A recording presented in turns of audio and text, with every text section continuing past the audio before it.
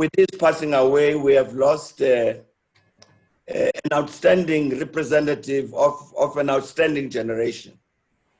You know, these are the people who've been with us, people like the old man Andrew Mlangeni.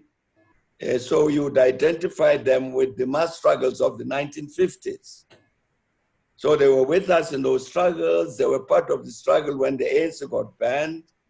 So they taught us how to work underground, the formation of Mkonto Wesizwe, they were part of that. And so they've been part of that kind of generation. And he, particularly Andrew Mlangeni, was an outstanding member of that generation and played his role. We're not looking for prominence or anything like that, but very loyal, very disciplined, very dedicated to ensure that we achieve our freedom. But what about that generation was special? I mean, debates have been raging. Some people saying, look, current generations can't be compared to those generations because for some of us these days, there's a lot of temptation.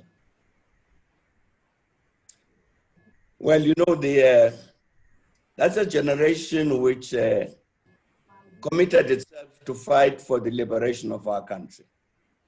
It didn't ask for pay. It didn't ask for media exposure. It didn't ask for any reward of any kind except freedom itself. Quite, of course, what has happened with our liberation is that other things become possible. People can then become ministers and presidents and so on. So you get some of our lives driven by that kind of ambition, an ambition to be a leader, an ambition to be wealthy, an ambition to be something in society. That generation had an ambition for liberation, ambition to be leaders or anything like that. The only ambition was that our country must be free. Situation has changed. Thanks to their struggle, the situation changed. And really, basically, the question that their sacrifices, the question that those sacrifices pose is, what do we do with the freedom which they helped to bring about? And I think that's a challenge that faces the current generation. Here are people who did everything that was necessary to bring us freedom. They spent many years in jail, people died, and so on. What are we doing with this liberation which they brought? I think that's a challenge that faces this generation. And I think the critical comments that might be made in terms of comparing generations is that that dedication to principle, to selflessness, to the idea that we serve the people of South Africa, that kind of dedication and commitment and outlook has receded in terms of the conduct of some of our people who therefore have other objectives to pursue rather than this particular one. Can I ask you to answer that question, albeit briefly, Mr. President? What do you think needs to be done? How do we stop the ugly things that we have already seen coming through? I think certainly if I'm talking now about people in the ANC, very, very fundamental is members of the ANC must go back to the values, the principles, the policies that ANC established, even in the context of saying, what do we do with the freedom we have? Because many policies were put in place, and I think we need to go back there so that if I say I'm a member of the ANC, it must not be because I've got a membership card. It must be because I'm committed to this vision and values that the ANC stands for. I think that is critical. Every time, Mr. President, a stalwart dies, everybody says the same thing, that the best way we can honor them is by living according to the example and the values that they have set, not only for themselves, but also for the rest of us. But in practice, that never happens.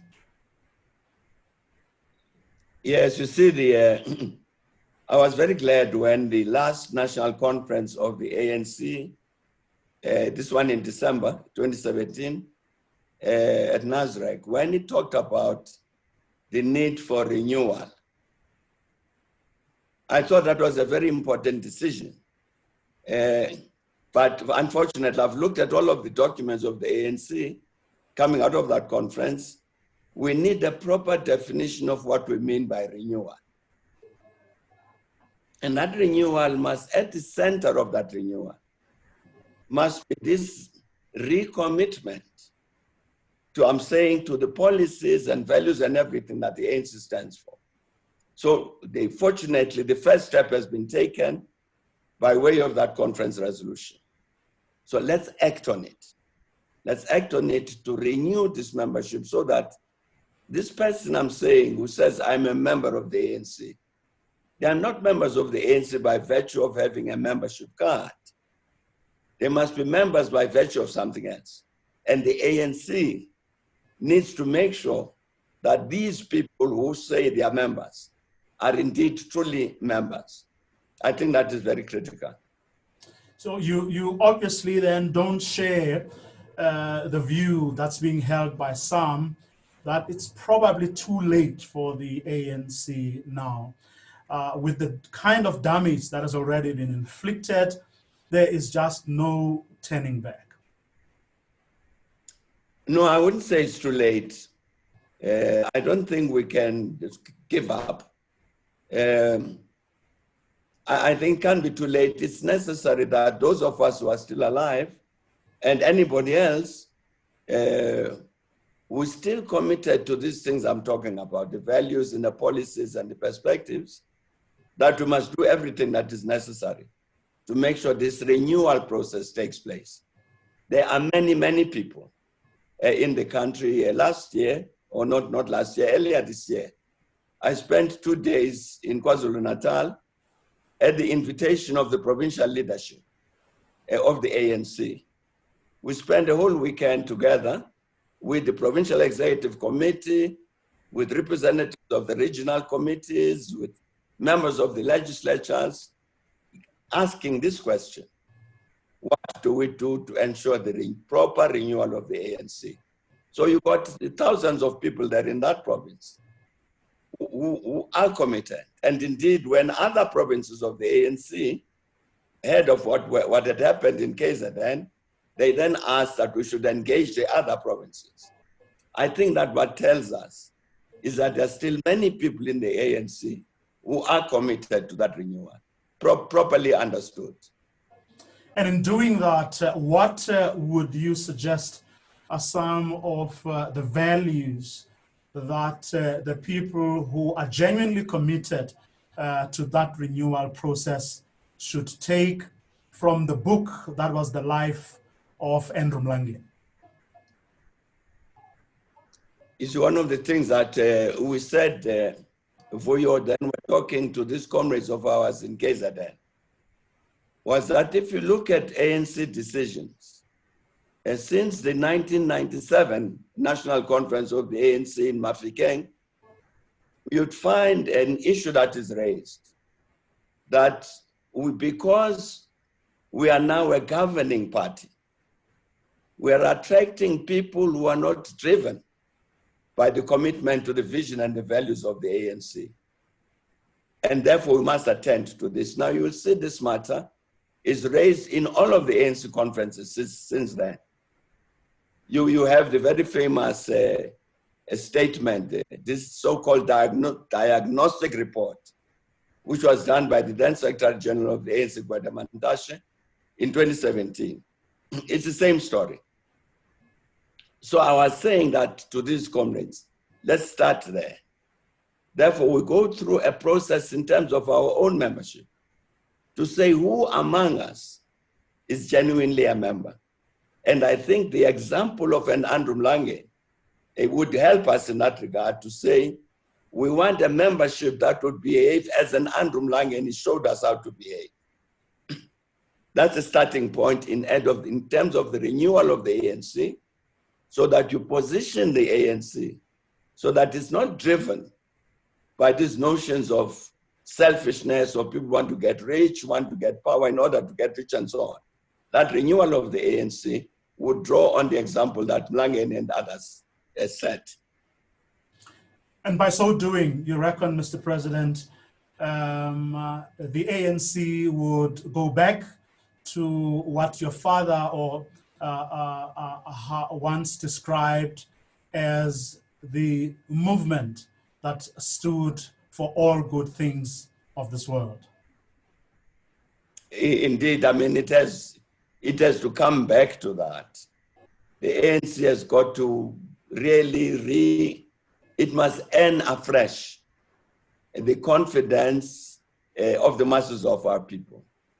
And it can only earn it afresh by doing the right things. Ending corruption, developing a particular relationship between the ANC and the masses of the people, listening to them, acting to their needs and so on. That kind of ANC, I'm saying, it can only earn that respect of the people, the love of the people by what it does. And the good thing that it can do, it can only do after it has properly renewed itself.